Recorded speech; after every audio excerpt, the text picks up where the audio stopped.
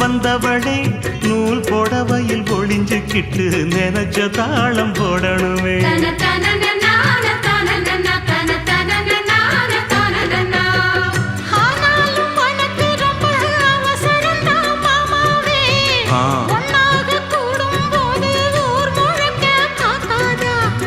பார்த்தாலும் தவறு இல்ல பனியுறங்கும் ரோசாவே, உன்னால சொத்த வச்ச மூக்குலதான் வைக்காத.